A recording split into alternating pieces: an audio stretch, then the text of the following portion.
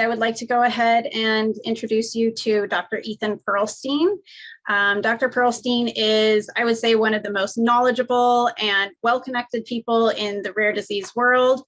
And he really gets the parents' sense of urgency, and I really appreciate his support of the community. He also hosts a fantastic meetup every week of a lot of us parents and foundations trying to do this. That is an invaluable source of information. So I will pass it off to Ethan to introduce our KCNH1 roadmap.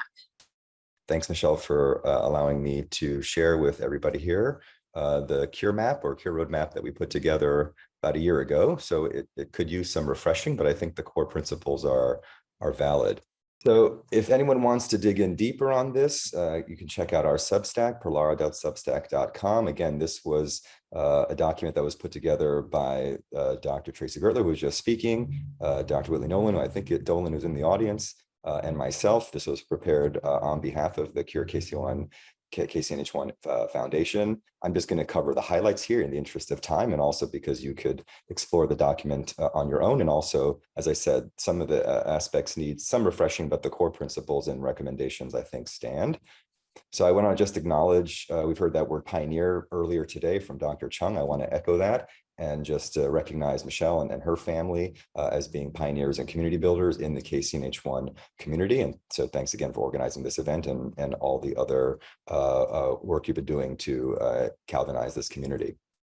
So I am not a KCNH1 or electrophysiology or potassium channelopathy expert, but I've heard now KV 10.1 a fair number of times today. You probably have too. If that's sort of sailing over your head, I think we'll have some of the world's experts on this channel engage with us later, and hopefully do so in a way where the real complexity, but also beauty of this beautiful electrical machine can be kind of explored more deeply. Again, I just want to show off these pretty images for the time being, since we'll go into more detail in the later sessions.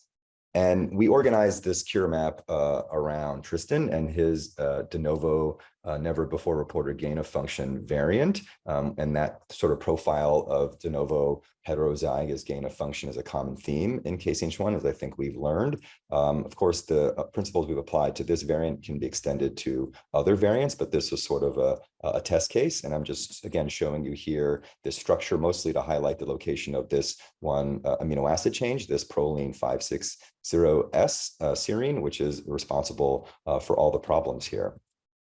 So we tried to organize this document around tracks, research tracks, and we are not shy about embracing the word cure. Obviously, the foundation does as well, but we know that you get there through a journey and a series of progressions and stages. So we like to organize a thought around sort of short, medium, and long-term tracks. And we already sort of got a taste of what the drug repurposing track looks like and how that's a very short-term track, because that's something that can be done in a so-called hypothesis-driven way or in a data-driven way, where you can make an informed decision based on data or published accounts that might suggest a particular drug like imipramine is a good idea to test. And so we can expand on that point in a second. Then in parallel, obviously, there's a medium-term track, and that would be development of a so-called allele-specific antisense oligonucleotide, an ASO. Don't have to get into the details of what that is now, but it's a type of targeted genetic medicine. And when we wrote the roadmap, we did not know yet whether KCNH1, whether Tristan's case would be taken up by MLR Foundation. We have subsequently found that it has, but we also outlined in the Cure Map a strategy for what's called an allele agnostic ASO, or an ASO that would work across the board for KCNH1 potentially. There is some scientific risk to figure out, but I'll share one example of how last year we were able to very quickly mobilize a research team to act on this allele agnostic track and generate some early data, which hopefully Drs. Pardo and George might be able to expand upon. And then longer term, the vision is toward something more curative. As I said, we get there kind of in stages. And so there's a technology out there called base editing, which is a flavor of CRISPR that has the great promise of being able to go in and change that one single letter mistake that is responsible for many of these KCNH1 channelopathies. This base editing technology is the frontier of medicine. It's the frontier when being applied to tissues like blood, which are something you can manipulate outside the body. So a tissue like the brain is a frontier even still, but it's something to keep as, I think, your North Star, because at the end of the day, the goal is to have a curative treatment that goes to the root cause of the disease. So drug repurposing, I often now refer to it as drug multi-purposing, because I think we're going to be surprised how often old drugs will sort of get a rebirth and a reappearance in a new disease indication. I like to emphasize also 1 to N as opposed to N of 1. I think 1 to N sort of is more accurate in that if an investigational treatment or whatever intervention is explored on one patient, if it works, the goal is to extend it to others and not just keep it to one. And I think N of 1 should be reserved really for these edge cases where there really aren't any other patients out there and you're really a tribe of one. But for most, you're not really a tribe of one for long, especially if you are taking a global perspective. So Michelle already talked about her kind of case study here with imipramine, and hopefully we can return to this in the discussion section. We can also go about doing repurposing in a more unbiased way, where we can take advantage of cell lines and examine specific variants and do what's called electrophysiological assays and try to restore the functional defect. We can do some clever things like screen against effects on the heart, because there's reasons why we want to avoid that, given that the CAV10-1 channel, KB10-1 channel is similar to a channel in the heart. And so that's something to be aware of. And then if necessary, although we don't think it's necessary, you could pursue even a mouse model to gain more confidence, but it's not necessarily required. Then there's the antisense oligonucleotide track I kind of mentioned here. This is just a schematic of how that would work.